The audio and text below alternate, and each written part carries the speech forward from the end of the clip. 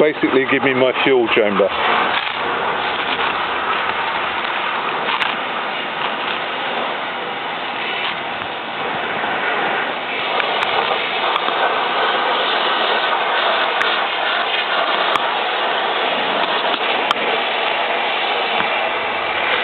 To finish off the wadding, I tend to use these smoother cotton pads.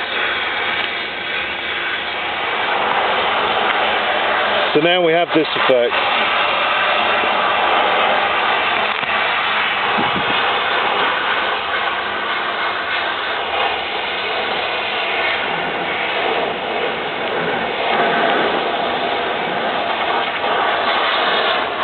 Now I'm going to stretch a piece of gauze across it and then cut that accordingly just to hold it down a little bit.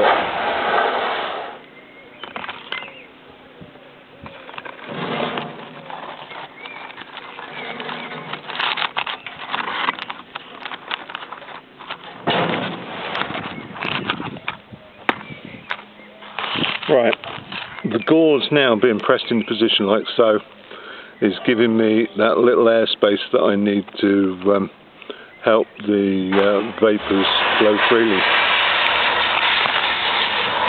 Okay, what we've done now is we've put a final layer of these cotton pads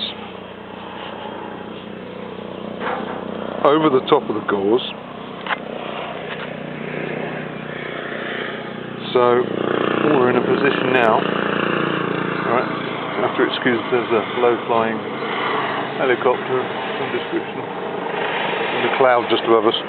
Right, so as I was saying, we've got all our wadding, and we've got a layer of gauze, and then we've got wadding again over the top. So we've got a nice little fine air pocket between the main reservoir and this top section. Now, the plan being, in a minute, is that I run adhesive around the rim, and it's a two-part epoxy, which is fairly heat resistant, and then this will clip down into position and make the seal. Okay, I've got the epoxy resin in place. This is a kind of liquid steel variety. It takes good temperatures. Not that the top gets particularly hot, but the reason why I've made it with these little bird over pieces around here is when I press this firmly down into position in a second, it will click and lock everything down. Okay, a couple of minutes later and the two-part epoxy liquid metal stuff set. Unfortunately, it slid where I'd put some weight on it, and it's set slightly off centre. Aesthetics, not so good, but from the point of view of functionality, it won't make a blind bit of difference. It's just a couple of mil out going around that diameter edge, but it's good and solid.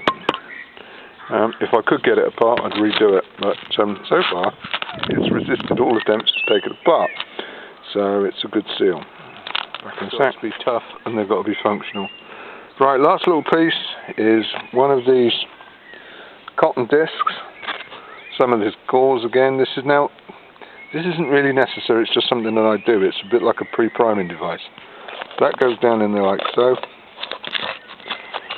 And that will probably last forever. But at least you can always carry a spare one with you. It's down in there in position. Top up the stove. Fill up quite a way up actually. This will take quite a bit of spirit. That's the whole idea of it.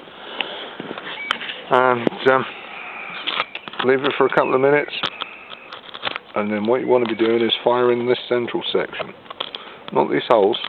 That will come in its own time, that will sort itself out, but there's going to be an awful lot of vapour around here. You're going to get a burn here, and then these will actually catch in their own time, these little holes. I know that for a fact because here's a Mark 1 equally non-aesthetic looking tiny one. This is the one made using the lid, the same piece of metal, pressed down inside the lid, sealed around. I used a epoxy putty for this one, which is why it's not so pretty. I wouldn't use that again. And this has just got wadding around that small ring. I then took a piece of the same metal that I've used inside, this stuff here, cut a slot in it, allowed it to spring open, and that gives me a little flame guard and a little pot stand all in one. When I'm going to be using it, I put, tricky to do this one-handed, a little night light in there. It's a good storage area for the night light. It also makes a reasonable seal. If you drop that whole thing into a little plastic Ziploc bag, you could even take it pre-primed. I wouldn't bother taking it pre-primed, but if I needed to extinguish the flame for any reason and then move on, and fuel was getting low, it's a thought that you can put the whole thing into a bag, having removed this part if you can.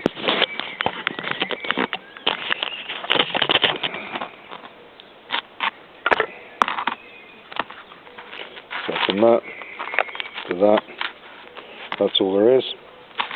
If you turn that up that way, put that back on, you've got a little semi-windproof light,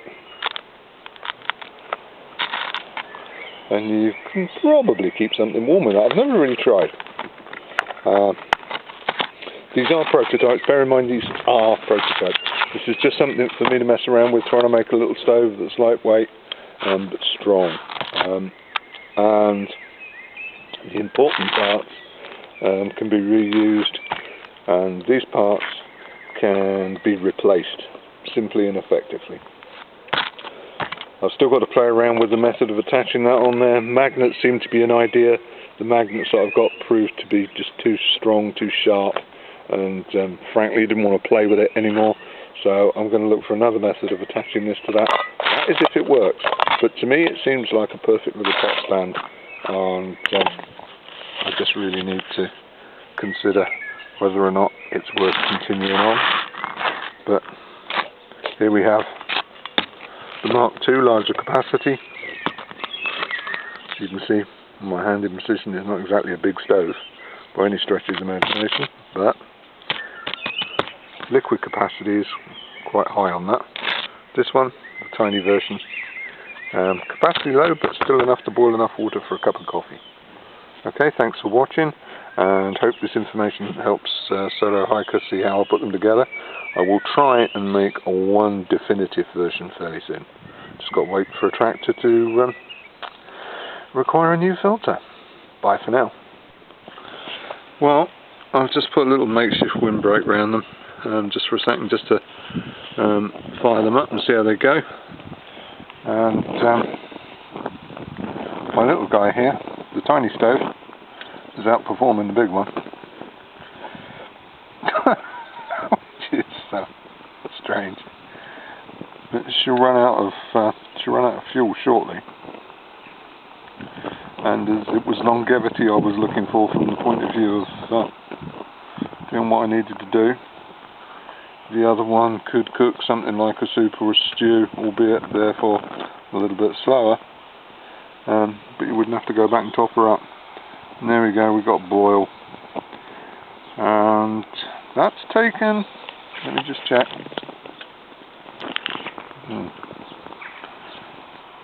Just under 2 minutes. Which is not too bad. Because when you consider the stove is really only as deep as a lid from a glass jar. There's not much else to it. Definitely the winner, hands down, at the moment, is the small burner.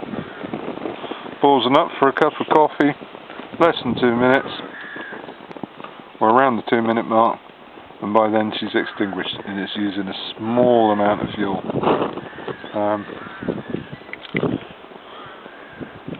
Tiny amount.